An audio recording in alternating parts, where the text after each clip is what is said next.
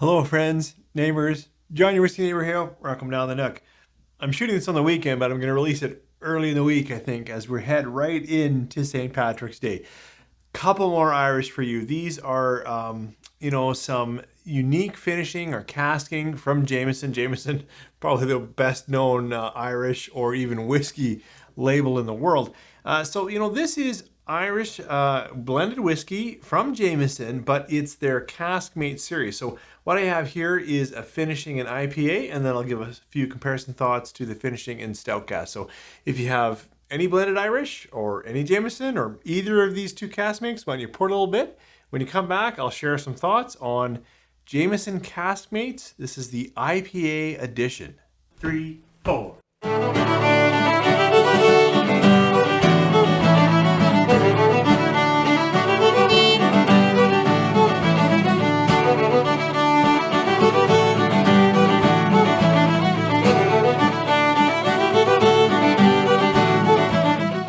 Well, thanks for coming back. As I said in the opener, I'm trying to talk a bit about Irish whiskey blends here, and this really needs no introduction. Jameson, obviously the largest, I think it's the largest whiskey producer in the world, but certainly when it comes to Irish, Jameson is a name that's going to come to anybody's mind. Now, these are just a little bit different. They take their typical Irish and they finish it in casks that have held different beers. As I think I understand it, they actually age as regular, send casks to a local craft distiller, brewer. They age for whatever time that particular beer, in this case an IPA, and then they empty and they send the cask back to Jameson, and then Jameson finishes for a little bit of time their standard blend into those casks. Now, Jameson is a blend of Irish pot still, which is malted and unmalted barley, and grain whiskey. Released only at 40%. I don't know the ratios, but if I were to guess, probably about 20% pot still and the rest grain whiskeys. Let's see what this IPA tells us on the nose and on the palate, and if it's different from Jameson at all.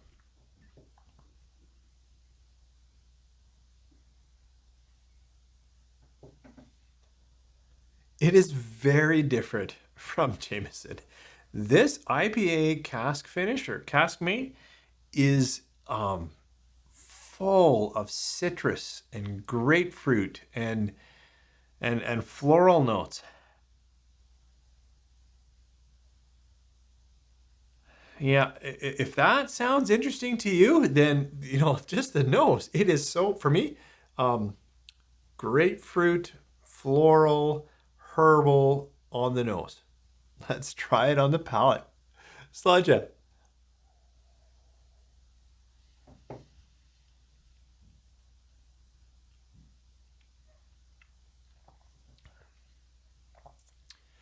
Many of those aromatic, those nose notes come through. So I'm still getting some citrus, some pith. If you ever eat an orange that has all that white pith and you eat the white, I always did all the time, a little bit of that kind of bitter citrus. And I can get a bit of the Jameson honey sweet buttered quality. But it is a backseat for me in this one to a lot of that citrus herbal note. We'll try another sip.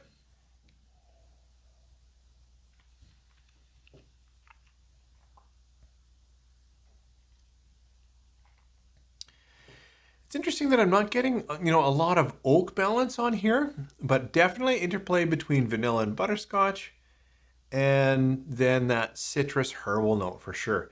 I avoided this one for quite a while, and then a friend on YouTube reviewed it and actually really enjoyed it. And I thought, okay, you know what? Even if many people are being a little bit negative, respect this guy, give it a try. This has been a bit of a tough bottle. It's very different than the regular Jameson and just very different than what I was expecting. It is very herbal, citrusy, grapefruit citrusy, slightly bitter, but what are they saying? Light hops. If that's interesting to you, it would be an okay whiskey. Even though I've given some off things like bitterness and whatnot, it actually drinks okay. It's pretty soft and lots of flavor. Absolutely lots of flavor, but it doesn't hit for me. For me, this is a pretty big miss and kind of sits down around 3 stars, and I feel bad giving it that. You pay more for this than the regular Jameson, but for me, the regular Jameson is significantly better when I'm thinking whiskey, or especially Irish blended whiskey. Just my thoughts. Now, I've already shot an episode a while back about Jameson Caskmates Stout Edition, but since we're heading into St. Patrick's Day, just about all Irish whiskey is on offer or on sale. Saw this for a great deal, and I thought, why not talk about this Caskmates as well? So really, essentially the same thing. The regular Jameson pot still and grain whiskeys aged 4 years, then casks go to a brewer. They do some beer aging, and then they bring it back, and Jameson finishes their whiskey blend in that. Again, I don't know how long. I imagine a few months, really. But this one is stout beer instead of IPA. So let's see what the stout beer is like instead of the IPA. Much more welcoming, creamy nose. Still good vanillas, still good butterscotch, but a little maltiness, a little more toffee in the nose. Definitely a more welcoming nose for me. Let's try it on the palate. Sláinte.